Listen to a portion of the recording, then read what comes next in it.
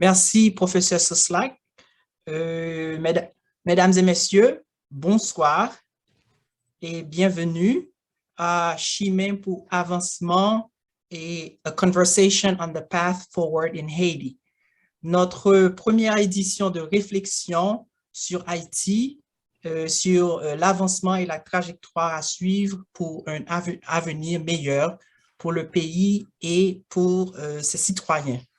Donc, je voudrais aussi rappeler au public qu'aujourd'hui, le 18 novembre, marque une date importante dans l'histoire d'Haïti. C'est la bataille de Vertières qui fut la dernière grande bataille de la révolution haïtienne et la dernière partie de la révolution sous Jean-Jacques Dessalines. Donc, elle s'est déroulée le 18 novembre 1803 entre l'armée indigène haïtienne et les forces expéditionnaires françaises de Napoléon qui s'étaient engagées à reprendre le contrôle de l'île. Donc, mesdames et messieurs, chers collègues, étudiants et amis de partout, nous avons le plaisir d'accueillir sur notre plateforme à l'Université de l'Indiana deux des plus grands experts spécialisés dans les domaines de l'histoire d'Haïti et du système judiciaire. Nos honorables invités nous permettront de faire la lumière sur la situation actuelle et d'analyser certaines des principales mesures nécessaires pour assurer un meilleur avenir du pays. Donc, il s'agit du professeur et historien, le docteur Fritzner Etienne, et le professeur et expert en droit, Maître Sonnet Saint-Louis. Donc, afin de mieux contextualiser le déroulement du programme, nous avons choisi de commencer par l'histoire avec le professeur Jean Fritzner Etienne qui va nous faire un rappel historique sur la situation de crise que connaît le pays, de la chute du dictateur Jean-Claude Duvalier en 1986 à 2021. Mais avant de passer la parole au professeur Etienne, permettez-moi de vous dire un peu de sa biographie. Donc, docteur Etienne est né à Abricot, Haïti, en 2012. Il a soutenu à l'Université de Paris, Diderot, Paris 7, une thèse de doctorat intitulée « L'Église dans la société coloniale du Saint-Domingue » à l'époque française. Il a aussi occupé les postes de membre du conseil de direction et de coordonnateur du département des sciences sociales de l'École normale supérieure de l'Université d'État d'Haïti. Il a aussi enseigné l'histoire depuis 2001. Il est chercheur associé au laboratoire Monde américain de l'École des hautes études en sciences sociales. Il a publié plusieurs articles, dont les plus importants sont l'Église et la révolution des esclaves à Saint-Domingue. Il a aussi publié les sources de l'histoire de la révolution de Saint-Domingue dans la bibliothèque haïtienne des Pères du Saint-Esprit. Et il a aussi publié des articles sur des siècles du protestantisme en Haïti, pour ne citer que cela. Donc, mesdames et messieurs, sans plus tarder, nous vous présentons professeur Etienne. Professeur Etienne, nous vous accueillons avec plaisir. Maintenant, vous avez la parole.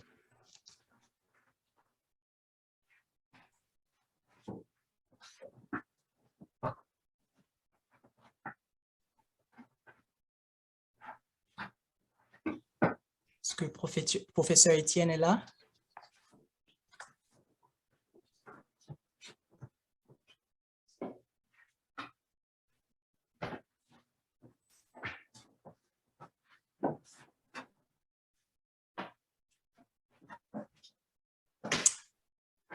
Et si professeur Etienne n'est pas là... Est-ce que vous m'entendez? M'écoutez là maintenant, vous m'entendez? Ah, est-ce que vous êtes là, professeur Etienne? Oui, est-ce que vous m'entendez? Oui, je suis là. Oui, est-ce que votre caméra est... fonctionne? Je vérifie là parce que j'ai un ordinateur que je ne maîtrise pas. Mhm. Euh, je vois Professeur, que mhm. je vous vois très bien, mais Eh il me bien, semble que j'ai si vous voulez bien, si vous voulez, vous pouvez toujours, est-ce que vous voulez qu'on vous donne un peu de temps? On peut passer à Maître Sonnet si ça vous conviendrait.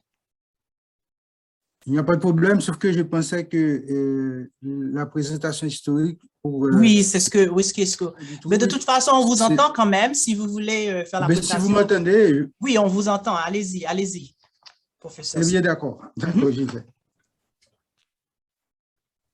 Alors, comme vous venez de le dire, je vais commencer par un rappel historique sur la longue crise que connaît Haïti depuis la fin de la dictature des Duvalier jusqu'à aujourd'hui.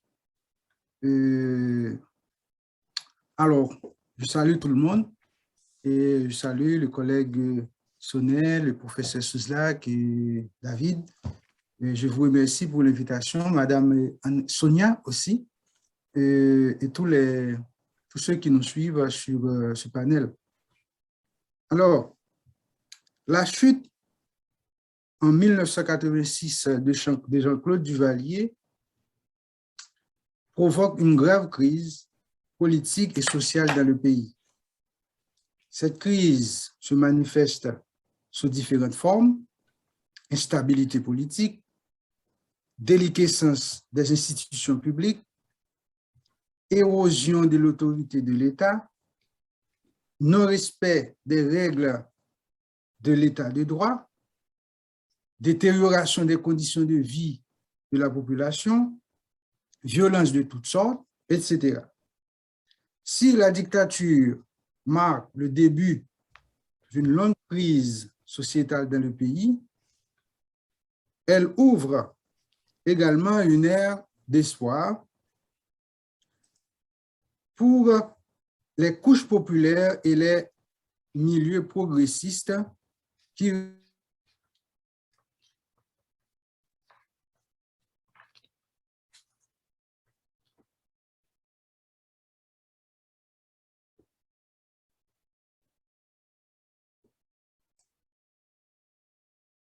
Professeur Étienne, votre microphone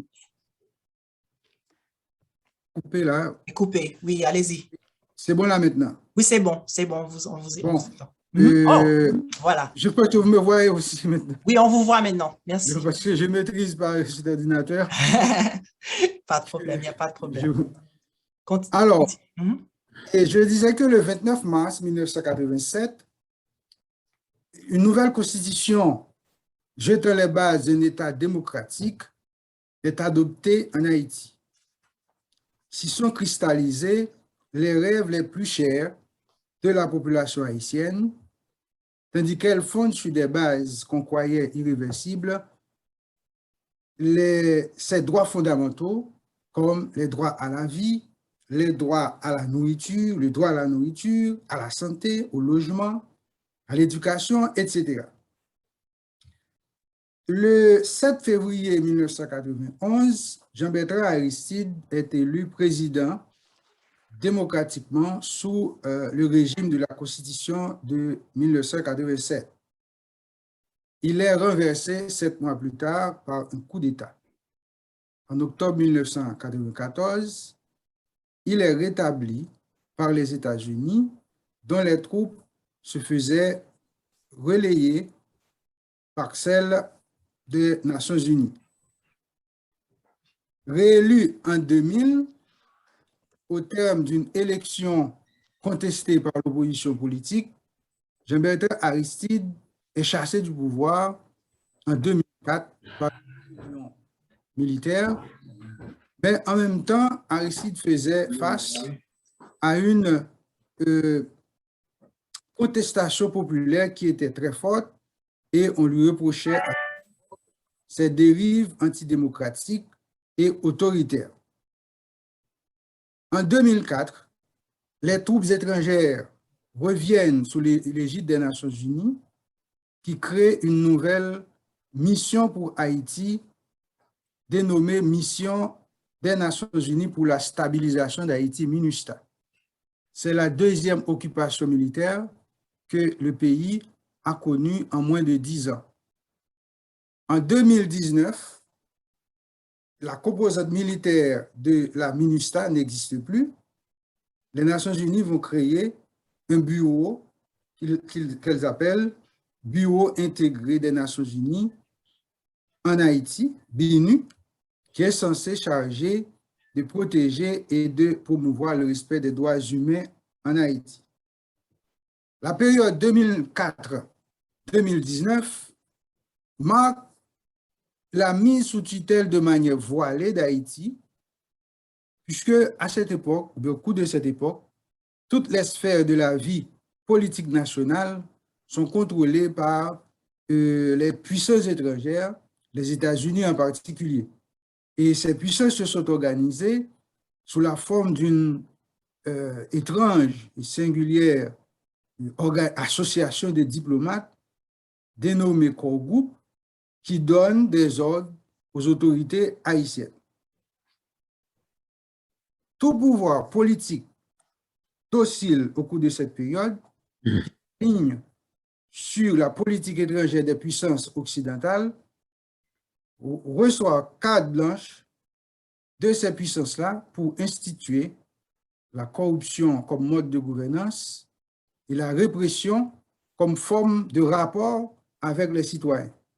C'est ce qui est arrivé avec le président Jovenel Moïse, qui a été maintenu au pouvoir grâce au soutien indéfectible du corps groupe, en dépit de son rejet total par la population. Avec Jovenel Moïse, qui est élu en 2016, la crise haïtienne atteint son paroxysme. Pour dépasser la crise, il va faire le pari de la violence et de la radicalisation réactionnaire.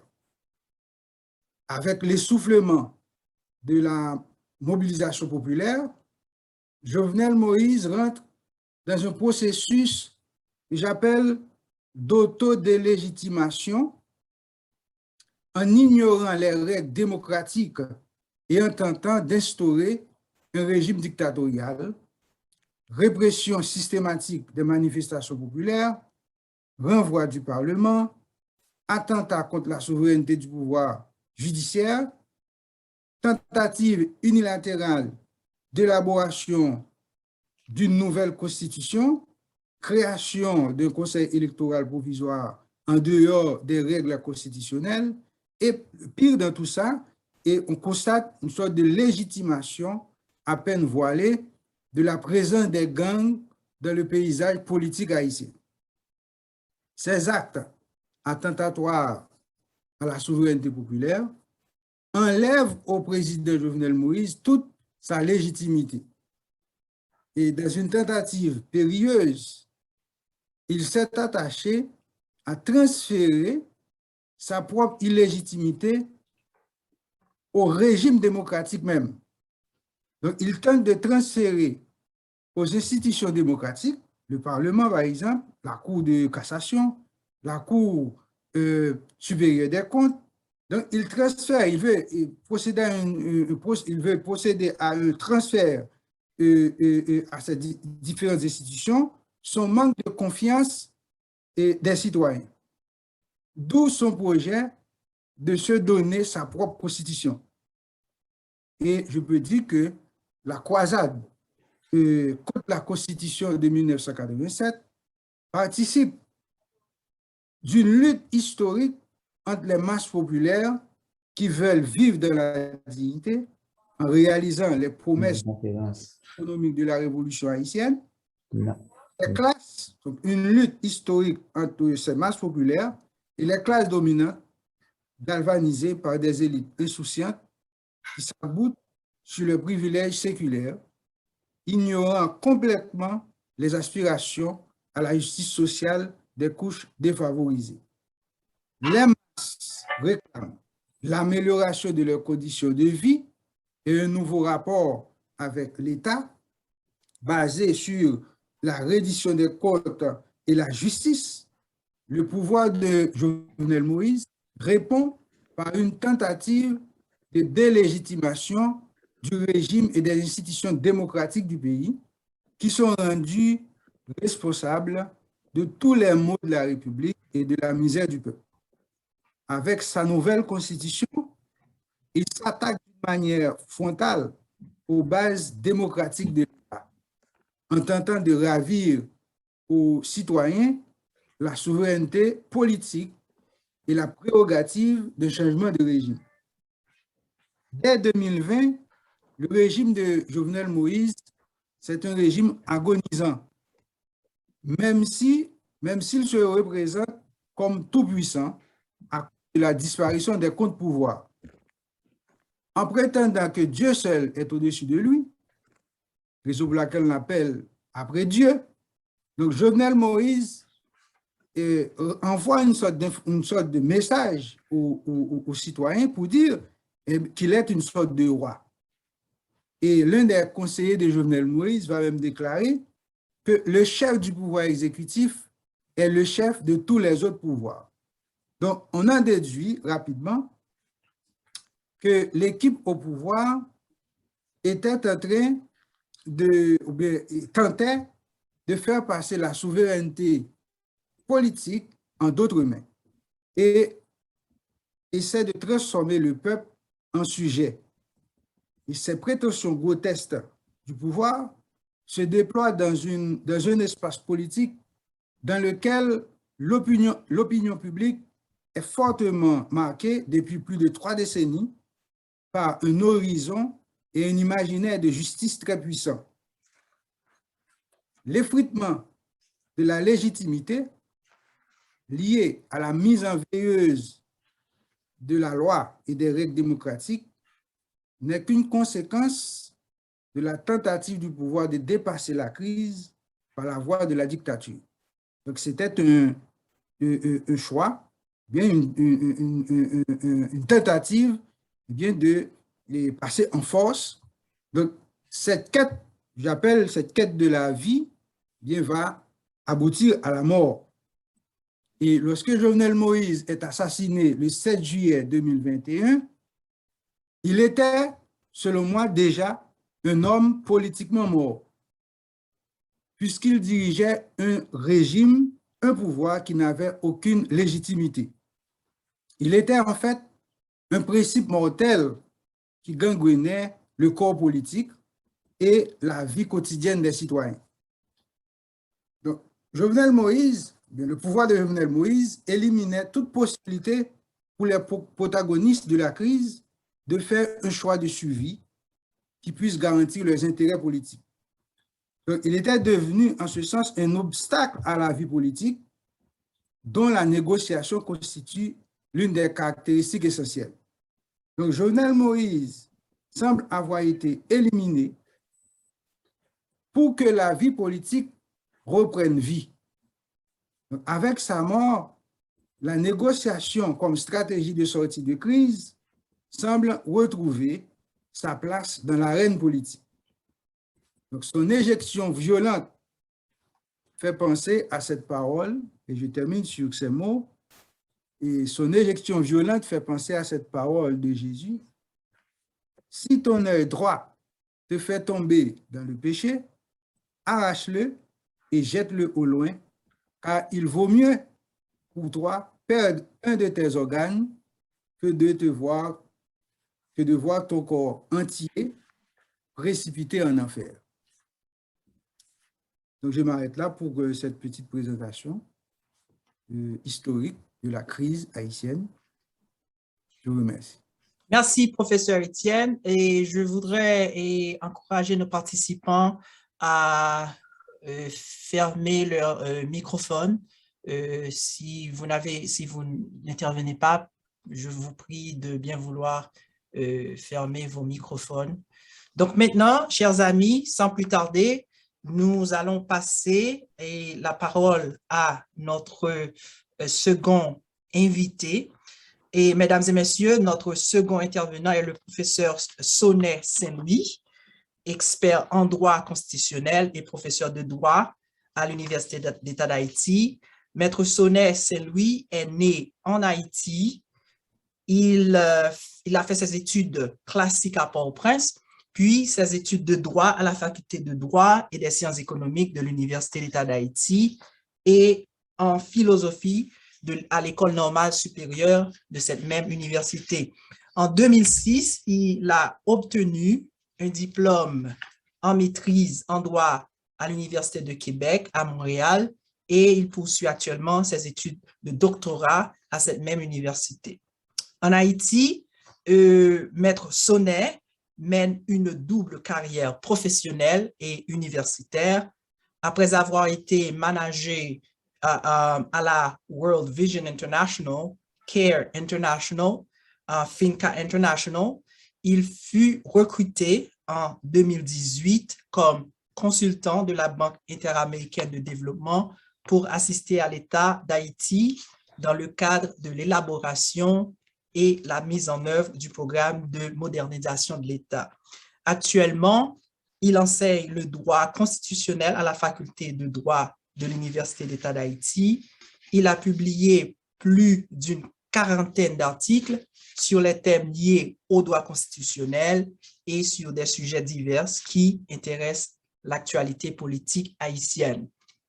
Monsieur Sonnet Saint-Louis intervient en Haïti régulièrement dans les débats publics et universitaires comme expert sur la crise que traverse ce pays depuis quelque temps. Il jouit d'une opinion favorable dans la communauté juridique nationale de son pays pour la justesse de ses analyses juridiques. Mesdames et messieurs, une nouvelle fois, Maître Sonnet Saint-Louis. Merci. Je voudrais d'abord adresser mes notes de félicitations et de remerciements à qui remerciements et félicitations sont dus. Et d'abord, pour le faire, je vais détacher symboliquement les noms. Et d'abord à Dr. Franz Frissner pour cette prestigieuse intervention qui était très enrichissante. D'abord à Trésil, David, professeur Daniel et Madame Sonia, et tous les intervenants, tous ceux qui assistent à cette présentation. Merci de m'avoir accordé la parole dans cette série de discussions que vous venez d'initier dans le cadre des activités académiques de l'Université d'Indiana, et notamment la direction qui s'occupe de l'Amérique latine et des Caraïbes. J'y interviens malheureusement dans un contexte où la République d'Haïti fait face à l'un des moments les plus graves de son histoire. Les événements politiques qui se sont produits en Haïti au cours de ces 10 dernières années, ou du moins plus proches de nous dans ces 4 derniers mois, nous obligent à dire que le pays est arrivé à un point critique, à partir duquel, si rien n'est fait pour arrêter cette chute vertigineuse dans l'immédiat, donc il sera trop tard. Et notre collègue Frissner avait fait l'historique de la question haïtienne. Je voudrais être très bref pour dire que après 29 ans de dictature, Haïti a adopté une nouvelle constitution. Et cette nouvelle constitution devait marquer effectivement une rupture systématique entre l'ordre ancien et inaugurer une ère nouvelle. Cette constitution a été votée et adoptée par une population en liesse. Mais 34 ans après, on a pu constater qu'on n'a pas pu récolter les résultats escomptés. Pour la simple bonne raison, parce que la Constitution de 1987 avait défini un cadre théorique et moderne dans lequel devraient s'inscrire les actions de nos gouvernants. Mais malheureusement, la Constitution de 1987 était trop moderne, trop avancée. Et la difficulté est due au fait que les élites haïtiennes se révèlent à travers toute cette période de transition incapable d'évoluer dans une société haïtienne, d'abord dominée par les règles de droit.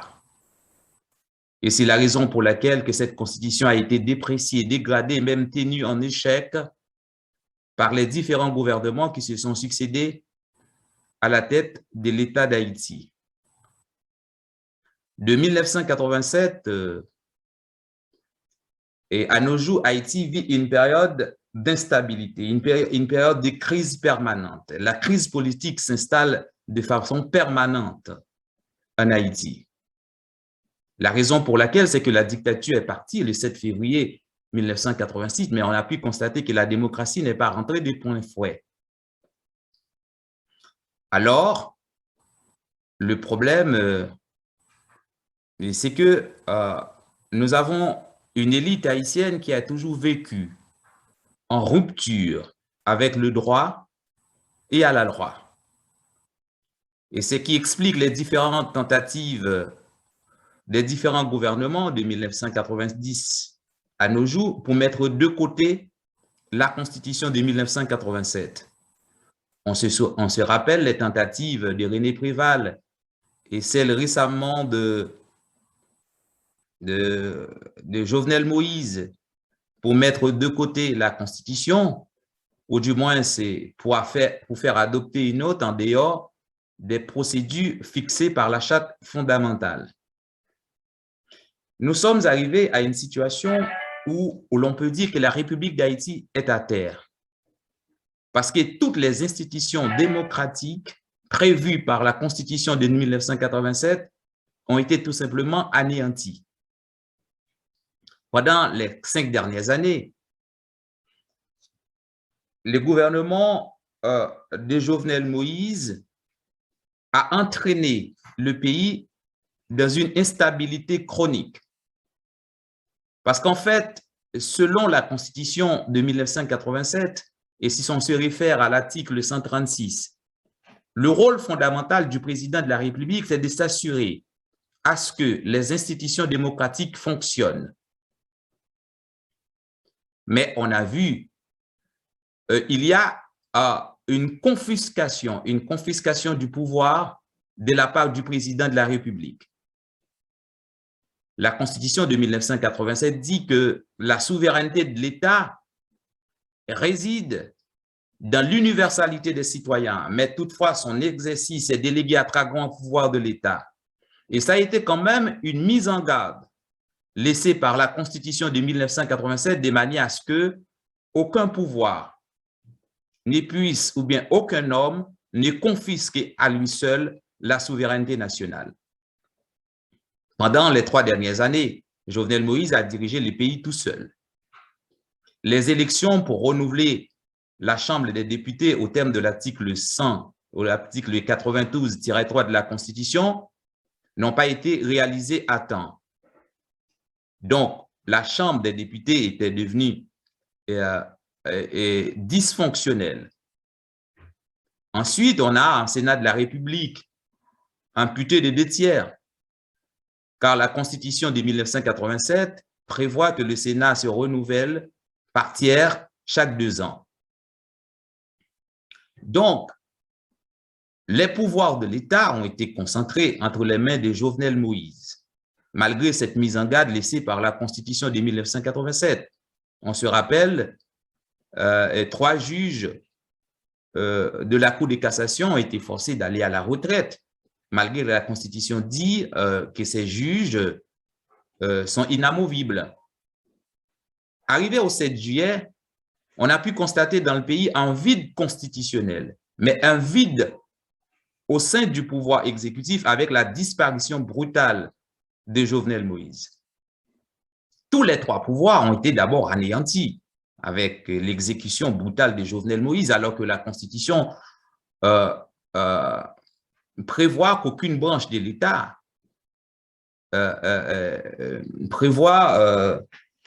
ne doivent pas être en vacances. alors on a pu assister à l'effondrement total de l'État. Et lorsqu'on parle de l'État ici, ce n'est pas d'abord une fiction au point de vue philosophique. L'État, c'est d'abord une matérialité. Et cette matérialité s'exerce d'abord à travers les trois grands pouvoirs de l'État. Et c'est la raison pour laquelle aujourd'hui, on assiste à un désert constitutionnel. On ne peut pas se référer à la Constitution pour combler les vides laissés par la disparition de Jovenel Moïse, d'autant plus que selon la Constitution de 1987, au terme de l'article 134-2, le mandat de Jovenel Moïse était arrivé à l'expiration depuis le 7 février 2021. Nous constatons une situation où l'État est totalement en faillite. L'État d'Haïti est détruit parce que tout simplement, les institutions d'Haïti ont été anéanties.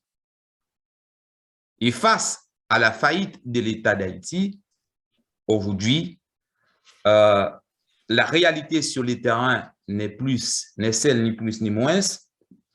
La réalité est celle de la communauté internationale qui contrôle tout. Et aujourd'hui, c'est intéressant de parler du rôle que peuvent jouer les États-Unis, le Canada, la France pour permettre à ce pays de se relever. Les données économiques, politiques et sociales sont tellement terrifiantes que cela exige une intervention ferme des vrais partenaires d'Haïti soucieux de sa détresse actuelle. L'État d'Haïti est aujourd'hui en faillite déclarée. Les États-Unis d'Amérique constituent le plus grand contributeur d'Haïti après la diaspora. Les États-Unis et Haïti sont liés d'abord par l'histoire, mais aussi par une importante diaspora haïtienne résidant aux États-Unis. Ce n'est pas par hasard que les États-Unis et la diaspora sont les deux plus grands contributeurs à l'économie d'Haïti. Haïti aujourd'hui fait face à l'une des plus grandes crises de son histoire. La République d'Haïti est à plat. Et cette faillite, d'après moi, qu'on ne saurait seulement imputer aux défaillances internes, la force sur les terrains est celle de la communauté internationale, notamment les États-Unis d'Amérique, le Canada, la France, réunis au sein du co-groupe qui ont le contrôle surtout en Haïti. Il ne faut pas considérer le Canada, la France, les États-Unis comme des simples pays qui ont une représentation en Haïti. Ils sont des acteurs politiques très puissants en Haïti. Et ce sont évidemment et malheureusement qui font les décisions en Haïti. L'échec d'Haïti est celui de la communauté internationale, notamment les États-Unis.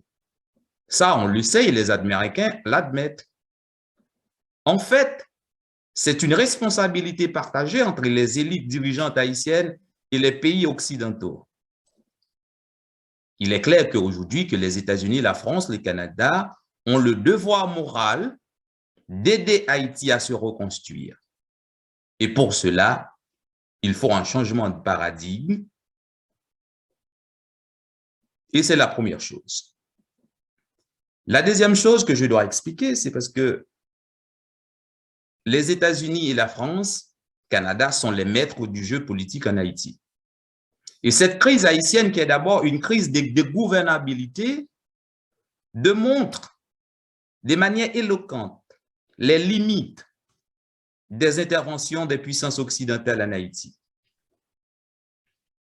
Des montants énormes ont été dépensés en Haïti, mon collègue l'a si bien dit à travers les différentes missions des Nations Unies en Haïti, de 1994 à nos jours. Et on se demande pour quels résultats.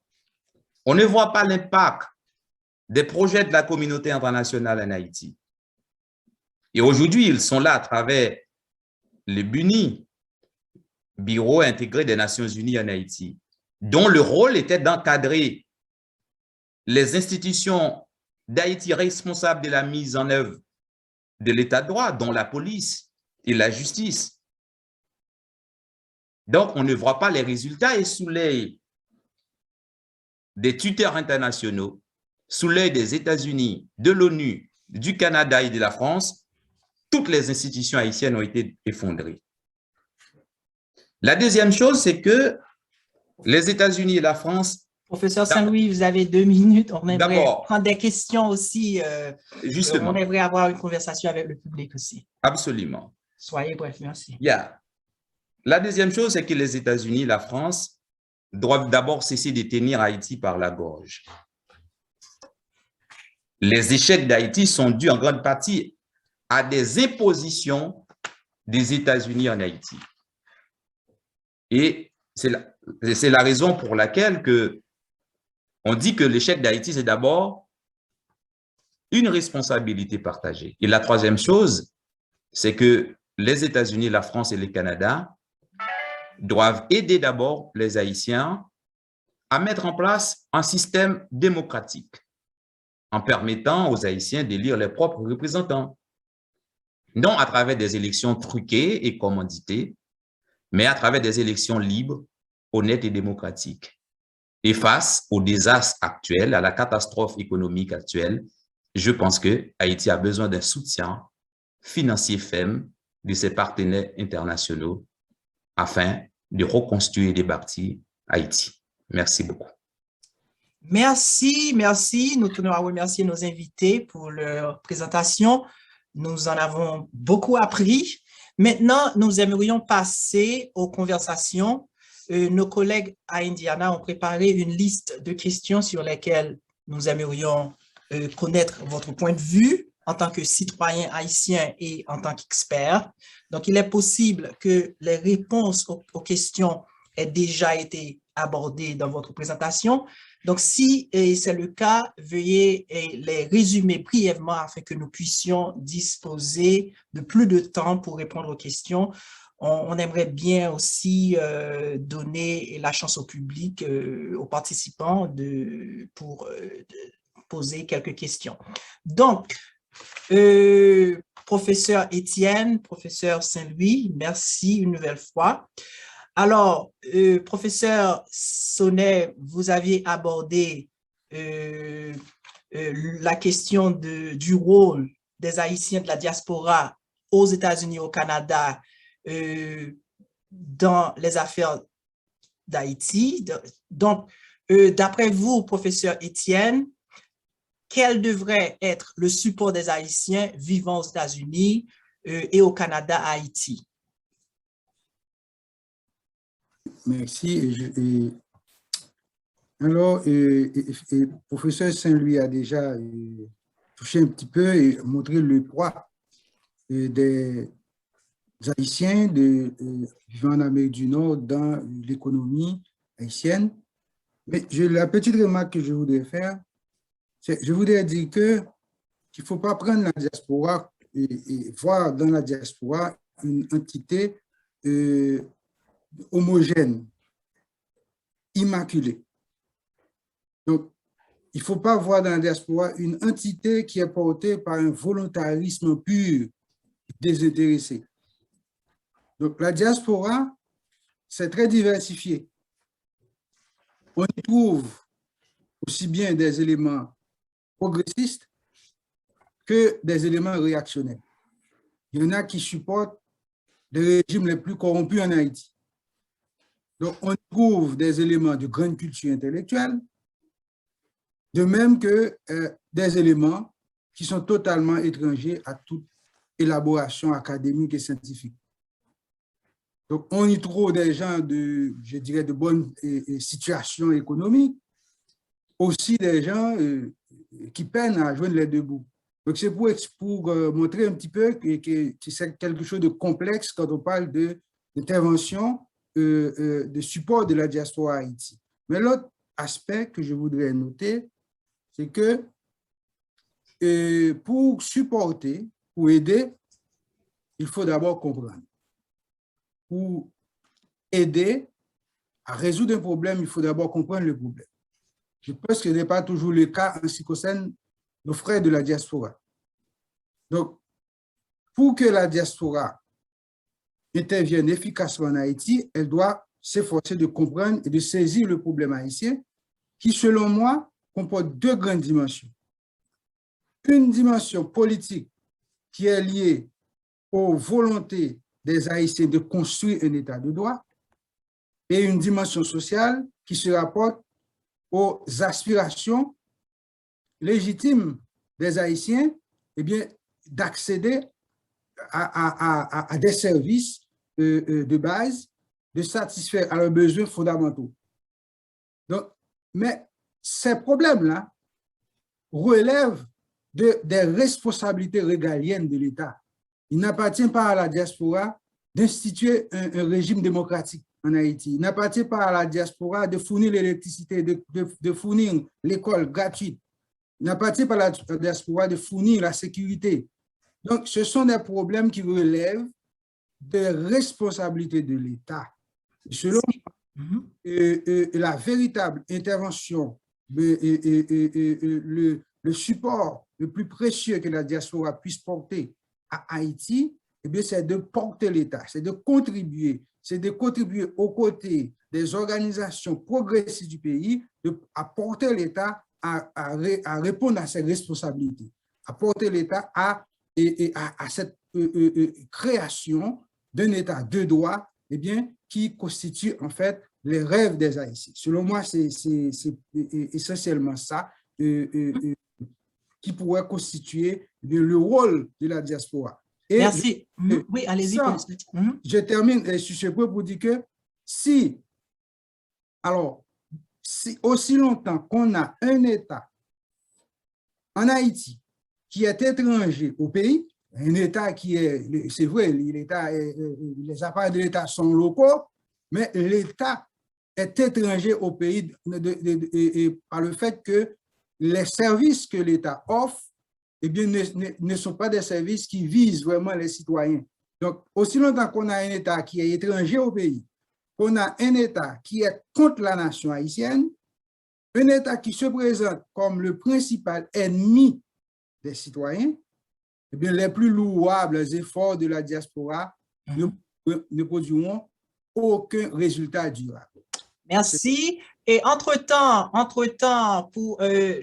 nous demandons au public, aux participants, et de bien vouloir nous envoyer leurs questions. Vous pouvez écrire vos questions sur Q&A. Donc, nous attendons vos questions également parce que maintenant, nous sommes en phase de conversation.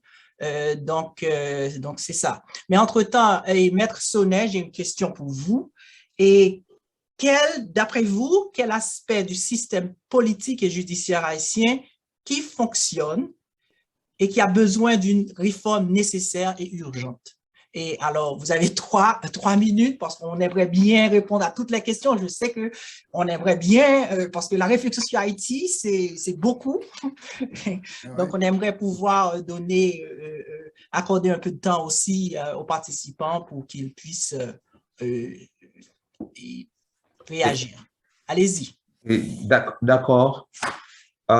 Je voudrais quand même revenir sur la question de la diaspora, puisqu'il s'agit des échanges, mais je dois tout simplement rappeler que selon les données de la BID, la Banque interaméricaine de développement, 72% des cadres bien formés, et les gens qui sont détenteurs d'un diplôme de baccalauréat, de maîtrise et de doctorat se trouvent d'abord à l'étranger. Et dans ce cas-là, on ne peut pas penser à la reconstruction d'Haïti sans passer à la diaspora haïtienne. Si on a besoin de reconstruire le système d'éducation, donc quand même, il faut penser à la diaspora. Mais je suis tout à fait d'accord que l'État d'Haïti doit remplir ses fonctions et que la diaspora ne peut pas se substituer au rôle de l'État d'Haïti. D'abord, la force d'un État, c'est d'abord les services que cet État distribue aux citoyens. Et j'ai toujours dit que l'État réel, ce sont les services sociaux de base et essentiels d'abord fournis aux Haïtiens. Mais je dis Haïti a tellement de problèmes, on confronte à tellement de problèmes en Haïti, et je me demande, est-ce qu'une élite haïtienne peut se trouver ailleurs? Parce qu'une élite nationale est trop occupée à résoudre les problèmes fondamentaux de ce pays, de son pays, donc pour se trouver ailleurs. Mais pour revenir à la question que vous avez posée, cher ami, je vais vous dire tout simplement, le système politique haïtien a été tout simplement anéanti. Tout ce qui constitue un système politique, par exemple l'État, la justice, le Parlement, l'exécutif, la souveraineté nationale, le contrôle de constitutionnalité. Donc, tous ces éléments-là sont aujourd'hui à plat. Pour la simple bonne raison, la Constitution de 1987 prévoit l'existence des 3 pouvoirs de l'État. Mais ces 3 pouvoirs de l'État, aujourd'hui, n'existent pas. Les pouvoirs judiciaires sont aujourd'hui dysfonctionnels. Parce que ce qui fait d'abord la force du pouvoir judiciaire en Haïti, c'est d'abord le mode de désignation des juges à tous les paliers du système judiciaire haïtien. Donc, le système judiciaire haïtien ressemble étrangement avec le système judiciaire américain. La justice haïtienne, c'est d'abord un pouvoir légitime et de la démocratie. Donc, cela veut dire quoi? Pour qu'un pouvoir puisse être un pouvoir légitime, il faut d'abord une proximité avec les suffrages universels.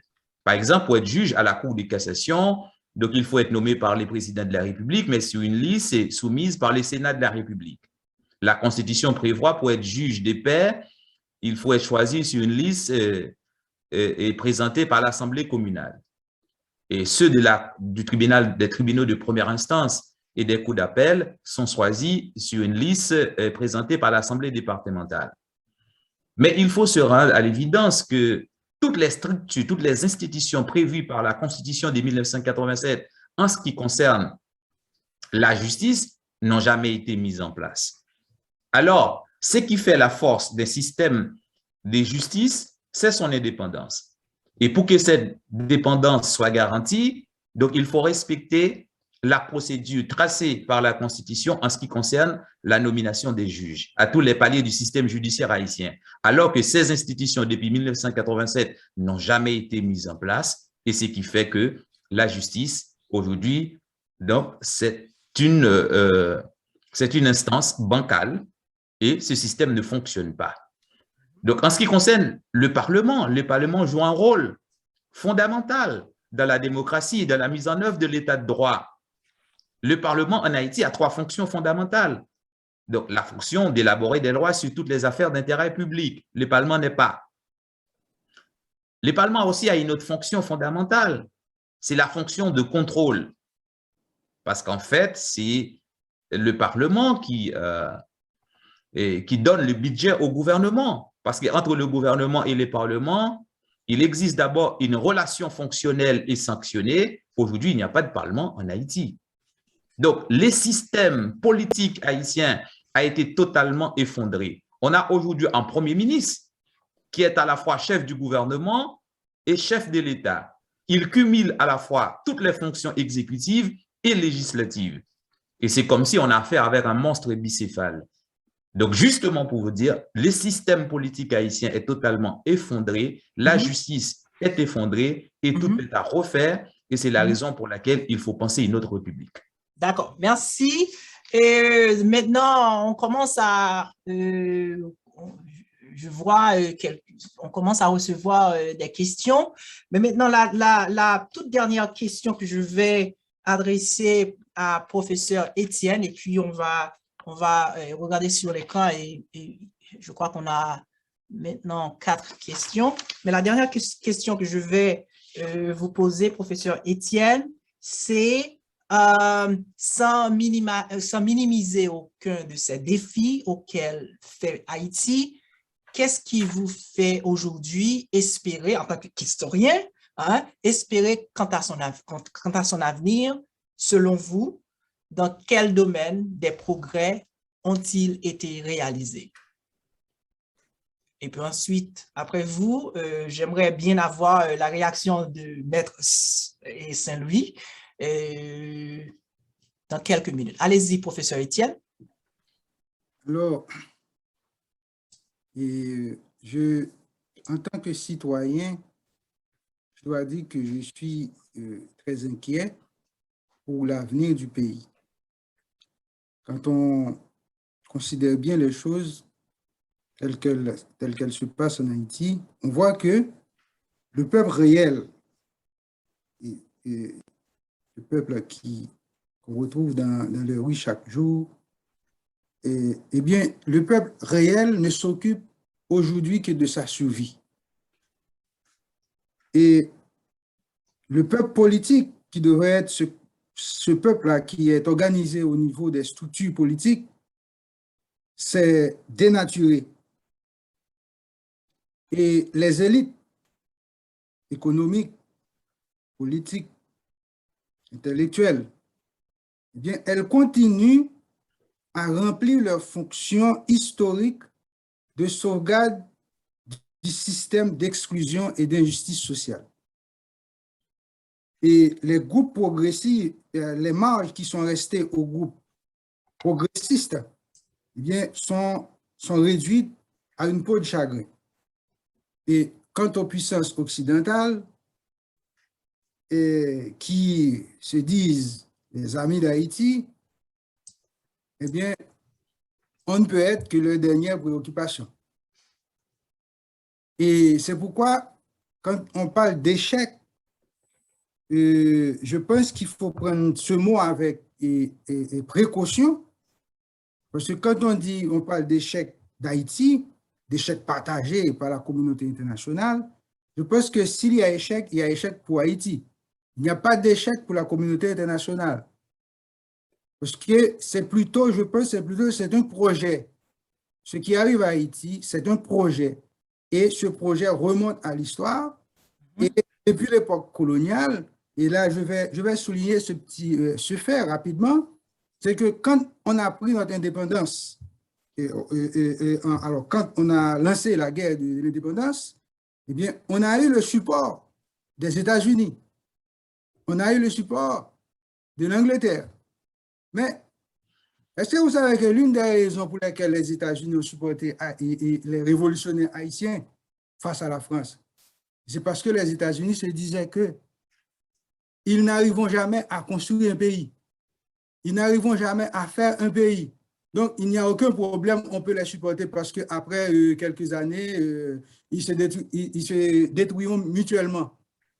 Et les États-Unis se disaient que si la France continue à garder ces domaines, ils auront en face d'eux un concurrent puissant. Mais si ce sont les Haïtiens qui prennent leur indépendance, donc il y en a crainte de ces gens-là parce qu'ils ne seront pas capables de faire un pays. Donc, le projet des puissances occidentales, ce n'est jamais... Le projet des puissances occidentales, c'est jamais un projet d'état de droit pour Haïti. D'ailleurs, et ce qu'on appelle les droits humains, c'est quelque chose qui est incompatible avec la politique étrangère des grandes puissances. Donc, parler d'état de droit en Haïti, ce n'est pas du tout dans l'intérêt des grandes puissances. Donc, je dirais, les grandes puissances ne sont pas du tout intéressées, ils n'ont pas intérêt à promouvoir l'état de droit en Haïti. L'état de droit, ce n'est pas pour les peuples et de ce qu'on appelle le tiers-monde. Donc, en ce sens, je dirais que quant aux puissances occidentales, on n'est pas leur préoccupation. Donc, elles ne songent à Haïti que dans les conjonctures historiques qui exigent une intervention urgente de leur part, venir à la rescousse des forces rétrogrades internes. Merci. Merci, professeur Saint-Louis. Professeur Saint-Louis, qu'est-ce qui vous fait aujourd'hui espérer quant à l'avenir d'Haïti? Est-ce qu'il y a des domaines, des progrès qui ont été réalisés que vous pourriez au moins identifier, au moins nous encourager à renforcer ou à investir, dans lequel vous nous encouragez à investir? D'abord, je suis d'accord avec les derniers commentaires du professeur Fritzner. C'est que je suis d'accord quand vous parlez de l'échec ça doit être l'affaire des Haïtiens. Et quand j'avais parlé de la responsabilité partagée entre Haïti et les nations occidentales. Donc, en fait, parce que cet échec, vous le savez bien, a été organisé et entretenu. Et aujourd'hui, cet échec, elle est aujourd'hui consommé. Et il y a de l'espoir, mais du côté des masses rurales et urbaines. Parce que les élites haïtiennes totalement inféodées à l'occidental sont dépassées. Parce qu'elles ne sont pas capables de ramener le progrès, la croissance économique. Elles se révèlent incapables de bâtir les institutions haïtiennes et de faire d'Haïti un véritable pays et une véritable nation. Donc, il y a quand même des progrès qui sont réalisés dans les domaines des droits de l'homme, dans les domaines du droit aussi à la parole. Parce qu'en fait, il y a une jeunesse qui est debout, il y a une jeunesse qui est consciente, il y a une jeunesse qui est éduquée, il y a tout un peuple revendicatif. Et j'aime souligner ceci. Les élites, à travers l'histoire de ce pays, ont fait tout ce qui était dans leur pouvoir pour faire disparaître la nation haïtienne, mais aussi avec la complicité de la communauté internationale. Mais si la nation haïtienne est encore debout, c'est grâce aux résistances des masses rurales et urbaines qui sont en perpétuelle protestation, qui sont toujours sur les terrains de la contestation pour faire valoir ses droits. Et c'est la raison pour laquelle je dis qu'il y a l'espoir. Il y a l'espoir et qu'on opère un changement de paradigme en Haïti. Parce qu'en fait, comme l'a souligné Fritzner, les relations entre Haïti et le reste du monde, et notamment le monde occidental, a été toujours caractérisée par la brutalité et la domination. Alors, je ne prêche pas la haine de l'international. Donc, à la place de la haine internationale, les Haïtiens doivent passer à l'amour de la patrie pour résoudre les problèmes politiques et les problèmes économiques qui se posent à eux. Et là, on est conscient. Et on est conscient, nous sommes arrivés à une situation où l'on peut constater la caducité de tout. Il y a une forme de caducité de l'esprit ancien, donc qui a fait son temps, qui a atteint sa limite historique. Mais comme dans la caducité, il y a toujours l'évolution, et c'est la raison pour laquelle que je crois moi-même en la résistance, à une renaissance intellectuelle, à une renaissance politique et économique d'Haïti. Et c'est la raison pour laquelle j'insiste sur le fait qu'on doit organiser des congrès patriotiques partout, en Haïti et à l'étranger, et de manière à sensibiliser les Haïtiens de la diaspora et ceux de l'intérieur afin de construire ensemble un projet pour Haïti. Et c'est parce que ce projet-là n'a jamais été construit. Merci, Maître Sonnet. Maintenant, nous allons passer aux questions. Nous avons 6 questions. Je vais essayer de voir si… Alors, il y a une question de Chelsea Simpkins. Je crois que professeur Étienne pourrait bien répondre à celle-là. Et professeur Étienne, c'est en anglais, mais je vais traduire. Est-ce que, si c'est vrai que les Nations Unies étaient présentes pendant la dictature, est-ce qu'elles ont contribué, est-ce qu'elles ont aidé, est-ce qu'elles ont assisté à supporter le régime ou bien… alors, quel était l'objectif? Alors, vous avez dit…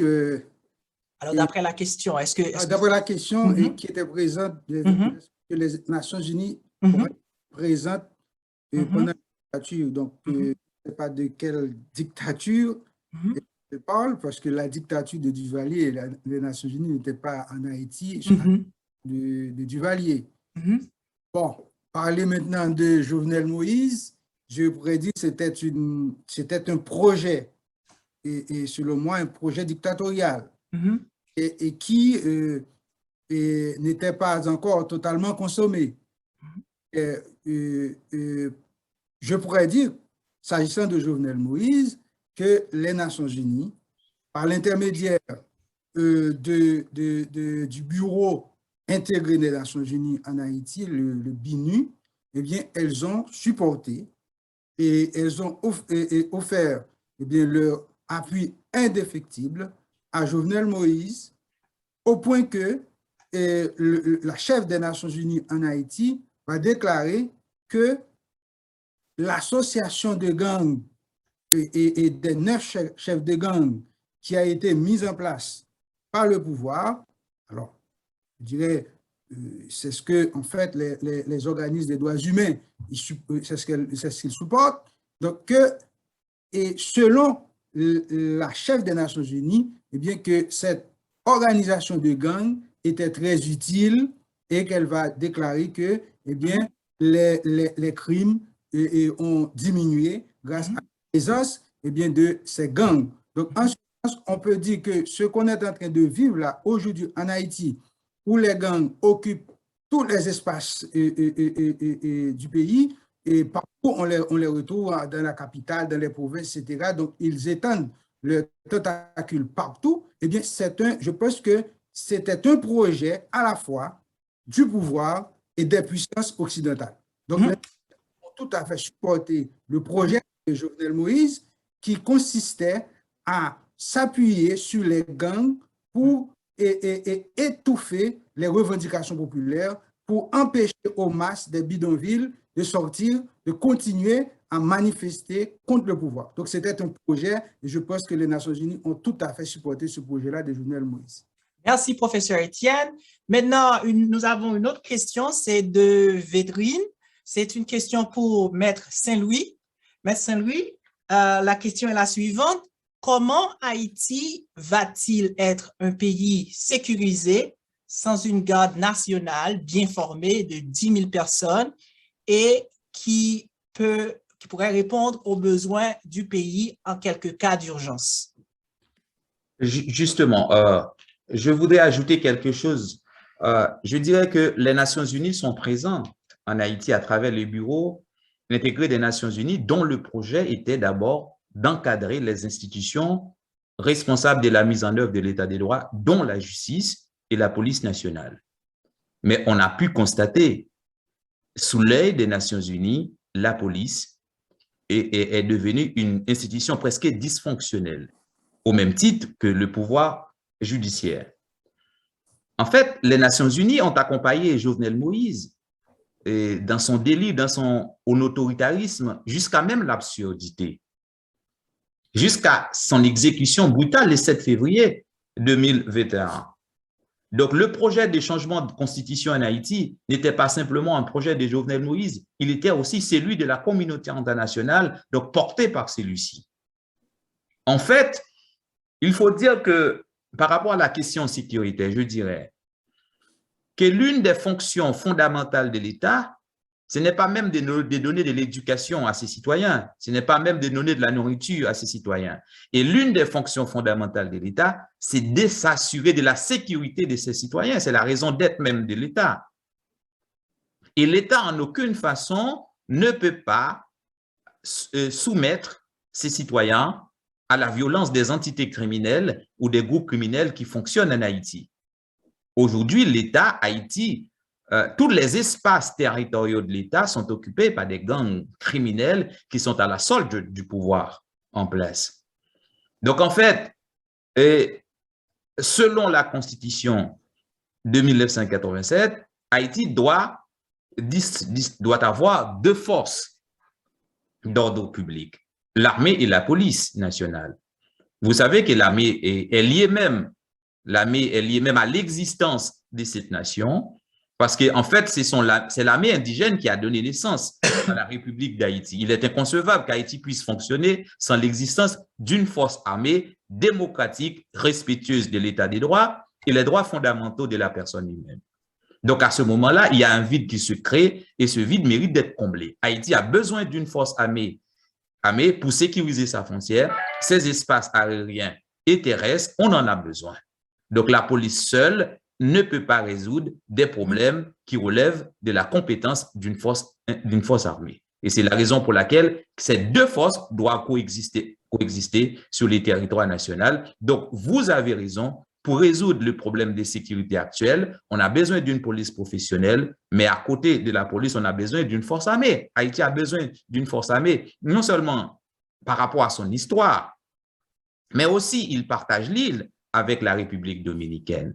Donc l'armée, ce n'est pas un problème pour Haïti, quand vous voyez que toutes les grandes démocraties du monde s'accompagnent nécessairement d'une force armée. Les États-Unis disposent l'armée la plus puissante au monde, mais ça n'a pas mis en échec la démocratie américaine. Donc, au moment où l'on avait procédé à la dissolution des forces armées haïtiennes, on aurait dû la réformer pour la mettre au service de la démocratie, de l'état des droits et des droits fondamentaux de la personne. Maintenant, la question suivante, c'est de Monsieur Jean-Pierre Leroy. Il est journaliste de Maryland. Alors, je ne sais pas, entre professeur Étienne et Saint-Louis, alors je vais lire la question, c'est quelle est votre lecture ou votre compréhension de l'échiquier politique actuel sur fond de supervision de l'Association de diplomates étrangers communément appelée Core Group?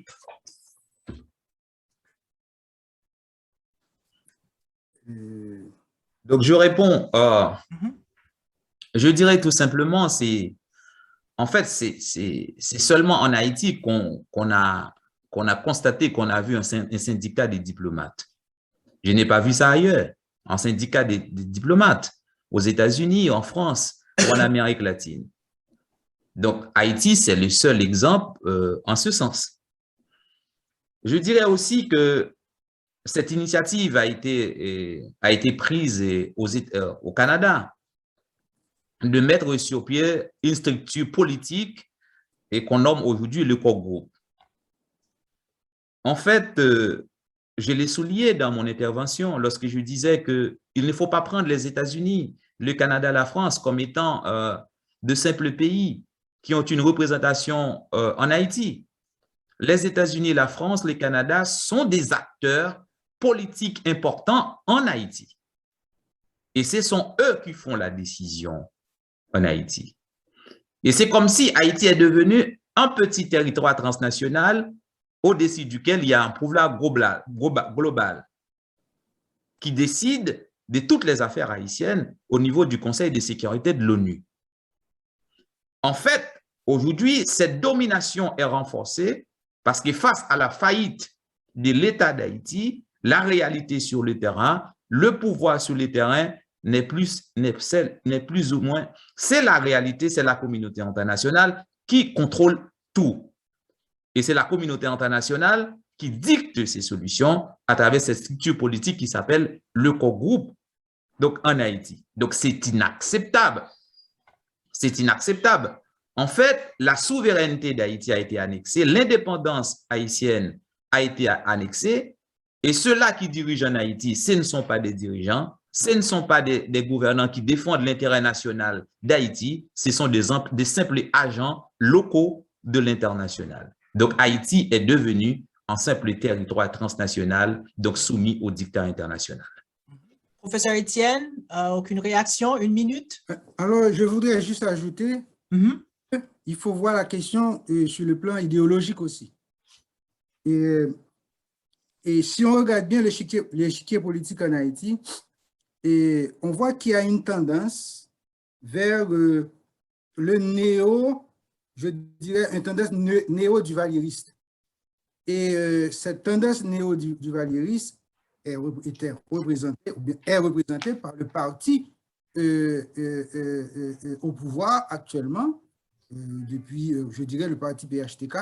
Et je pense que c'est une tendance qui est soutenue par l'international, et parce que le projet de l'international, c'est de faire du pays un territoire répulsif. Donc, un territoire qui pousse ses habitants vers l'étranger, donc qui encourage la migration, et parce que avec la migration, eh bien, on met sur le marché un ensemble, ou bien une force de travail bon marché, et pour cette raison que vous allez trouver aux États-Unis, au Canada, des gens très bien diplômés et qui vont faire des activités d'ouvriers. Donc, ça veut dire, c'est un projet, le projet de l'international de soutenir eh bien, des pouvoirs répressifs, des pouvoirs autoritaires dans les pays du tiers, je dirais les pays qu'on appelle pays sous-développés, donc de soutenir ce type de pouvoir, et parce que c'est exactement ces gens de pouvoir qui sont contre les droits du peuple, qui sont contre les droits, je dirais, et les droits de l'homme, eh bien, ce sont ces types de pouvoirs qui vont favoriser la mise sur le marché eh bien, de gens, ou bien la mise sur le marché d'une main-d'œuvre bon marché. Donc, c'est ce que je pense qu'il faut voir la question dans son aspect idéologique. Ce n'est pas juste une question d'échiquier politique, de gens qui se discutent entre eux, etc. Non, il faut voir que c'est une question idéologique. On veut carrément et pousser vers eh bien, un retour vers des pouvoirs autoritaires en Haïti. OK, notre toute dernière question, c'est la question du professeur Rochamboleni. C'est pour Maître Saint-Louis. Maître Saint-Louis, la question se lit, je sais que seule l'éducation avec grand E peut aider le pays à se reconstruire. Pensez-vous que les masses peuvent-elles s'en sortir sans l'appui des élites saines du pays, y compris celles de la diaspora? Et je pense que les élites représentent ce que j'appelle une muraille de protection pour la nation. Et c'est la raison pour laquelle que je dis il n'y a pas d'élite sans vocation, tout comme il n'y a pas d'intellectuel sans engagement. Le problème qui est posé aujourd'hui, c'est un problème d'éducation, mais l'éducation des élites. Il faut d'abord éduquer les élites haïtiennes. D'abord, sur la base de la démocratie, sur la base de l'état de droit, sur la base de la solidarité. Il y a d'abord tout un peuple à mettre à l'école de la démocratie, à l'école de l'état de droit, à l'école de la bonne gouvernance, mais aussi à l'école tout court. Donc en fait, à travers toute l'histoire de ce pays, je l'ai répété souvent, les élites haïtiennes ont fait tout ce qui est dans leur pouvoir pour anéantir ce pays. Mais ce pays résiste malgré tout, grâce aux résistances des masses rurales et urbaines. Le Joseph Janvier disait que les pays réels, ce sont les masses rurales et urbaines. Il y a une nécessité absolue d'éduquer les masses rurales et urbaines. C'est une nécessité absolue. C'est le travail des élites.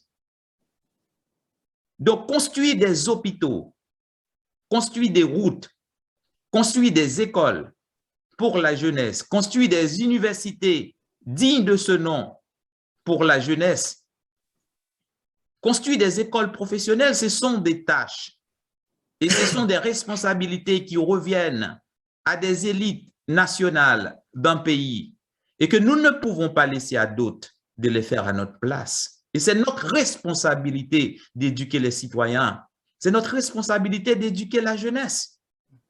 Nous ne pouvons pas déléguer nos responsabilités à d'autres. Allez aux États-Unis, allez au Canada, allez en France, pour jouir ce que d'autres élites ont construit pour leur population locale, c'est quand même de la honte. Et c'est la raison pour laquelle je dis, je ne parle pas des élites. Parce que de manière collective, il n'existe pas une élite haïtienne. Mais il y a des échantillons d'élite. Je parle des échantillons d'élite. Le professeur Rochambeau en est un. Dr. Fritzner en est un. Dr. David Trésil en est un. Et il y a partout ces échantillons d'élite. Et c'est la raison pour laquelle il faut construire un partenariat entre les hommes de bien, des valeurs, de connaissances et de savoirs, donc pour reconstruire cet Haïti. Merci, chers amis, il y a tellement de choses dont nous aimerions pouvoir parler. Malheureusement, il est temps de mettre fin au programme. Une fois de plus, nous remercions infiniment nos honorables invités, le professeur Étienne et le professeur Saint-Louis. Leur expertise nous a éclairé davantage sur la situation en Haïti et sur la voie à suivre pour une Haïti meilleure. Mille merci d'avoir répondu affirmativement à notre invitation. Indiana, c'est la Kaino, c'est chez vous. Et à tout le public universitaire, amis, collègues, auditeurs, d'avoir participé à ce webinaire et d'avoir contribué à ce remarquable débat. Je voudrais également remercier tout le personnel et staff du Centre des études caribéennes et de l'Amérique latine qui ont passé des heures à planifier ce programme, notamment notre directeur, le docteur Daniel Suslak, notre directrice adjointe Sonia Menriquez, notre secrétaire académique Catherine Cashman et notre infatigable Erin Bryan, qui est très calé en créole haïtien. Donc, remerciements au professeur Rochambeau-Léni pour avoir établi le contact avec les orateurs invités. Donc, ce n'est que le début. Nous espérons vous revoir lors du prochain panel de réflexion sur Haïti au printemps. This is just the beginning. We hope to see you again on the next panel of reflection on Haiti in the spring. Have a good rest of the afternoon.